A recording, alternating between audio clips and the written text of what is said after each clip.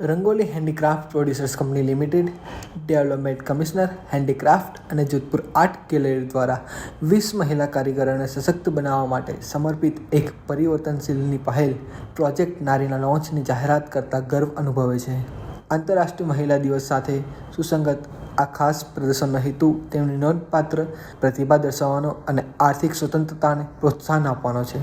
Project નારીનું exhibition આયોજન 10મી March 22મી માર્ચથી Jodhpur art gallery ખાતે કરવામાં આવ્યું છે. પ્રોજેક્ટ નારીમાં હેન્ડીક્રાફ્ટ આર્ટનું અદ્ભુત કલેક્શન છે, જે ભારતીય કારીગરની સમૃદ્ધ ટેપેસ્ટ્રીને ઉજાગર કરે છે. એક્સપોના ઉદ્ઘાટન પ્રસંગે શ્રી અમિત ઠાકર ખાસ ઉપસ્થિત રહ્યા હતા. એક આવા ઉમદા આશય સાથે વસ્ત્ર મંત્રાલયે વારંવાર આ પ્રકારના કાર્યક્રમો કરે છે અને આ કાર્યક્રમોના માધ્યમથી ભારતની અંદર કૃષિ પછી સૌથી વધારે જો રોજગારી આપતું કોઈ વાત હોય તો એ હેન્ડીક્રાફ્ટ છે. અને આ હેન્ડીક્રાફ્ટના માધ્યમથી રોજગાર નીચે ગામડાના કે શહેરોની અંદર ખૂબ સામાન્ય પરિવાર સુધી રોજગારની તક પહોંચતી હોય છે. એટલે વિકસિત ભારતની અંદર પણ પોતાની કળાને જીવતી રાખીને લોકો સુધી રોજગાર પહોંચાડવાનું જો કોઈ ઉમદા શસ્ત્ર હોય તો એ આ પ્રકારના આર્ટિઝનોને મદદ કરી અને સામાન્ય લોકો સુધી એમની કળા દ્વારા એક રોજગારની તકો સર્જવાનું કામ એ વસ્ત્ર મંત્રાલયનું છે અને એ સુપેરે કરી રહ્યા છે. મારા મત વિસ્તારની અંદર આ વેન્યુ છે અને વસ્ત્રાપુર હાટ છે. ત્રીજી વેન્યુ YMCAની પાછળ એ સેટેલાઇટ હાટ અમે ઊભી કરી રહ્યા છે. તો આ ત્રણ હાટ દ્વારા એ આવનારા દિવસોની અંદર ખૂબ જ આર્ટિઝનને સપોર્ટ મળવાનું વાતાવરણ એ ઊભું થશે, એનો મને આનંદ છે.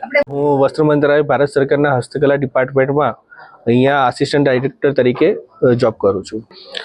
આજે વસ્ત્ર મંત્રાલય દ્વારા ભારતીય નારીઓ માટે જે એક ઇન્ટરનેશનલ વુમન્સ વીકની અંદર અમે આ એક પ્રોગ્રામ કર્યો છે, જેમાં 20 હસ્તકલાના બહેનો અહીંયા એમની હસ્તકલાની પ્રોડક્ટ્સ રજૂ કરી રહ્યા છે અને એ પ્રોડક્ટ્સ એમણે અહીંયા આવીને વેચશે અને એ જ પ્રોડક્ટનું જે પણ વેચાણ થશે એમને સરકાર દ્વારા વિનામૂલ્યે આ જગ્યાએ એમને સ્ટોલ અને જગ્યા પ્રોવાઈડ કરવામાં આવી છે.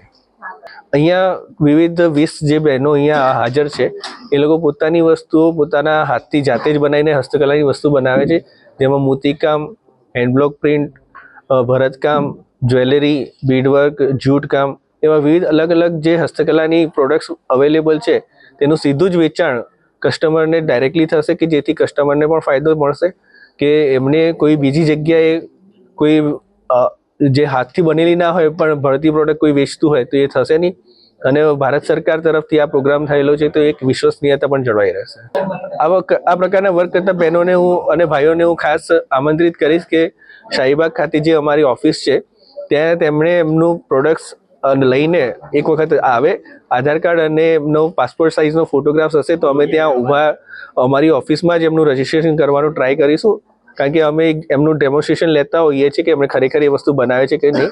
અને ભારત સરકારના એ ડેટાબેઝ સાથે એમણે જોઈન્ટ થશે તો રાજ્ય અને કેન્દ્ર સરકારની કોઈ પણ યોજનાનો લાભ એમણે લઈ શકશે. હું ઇરીના બંગલાવાલા છું. હું સોદાગરી બ્લોક પ્રિન્ટિંગની આર્ટિસ્ટ છું અને સોદાગરી બ્લોક પ્રિન્ટ એ લુપ્ત થતી કળા છે, જે અમારી વંશ પરંપરાગત કળા છે. છીપા કોમ્યુનિટીમાં આ પ્રિન્ટિંગ થતી હતી અને ઇન્ડસ્ટ્રીયલાઇઝેશન આવતાની સાથે આ કળા લુપ્ત થતી ગઈ. પણ અમારી ફેમિલીએ આને જીવંત રાખવાની કોશિશ કરી અને એના માટે અમને GI ટેગ પણ મળ્યો અને સરકારના સપોર્ટથી અમે લોકો આ કળાને જીવંત રાખી શકીએ છીએ.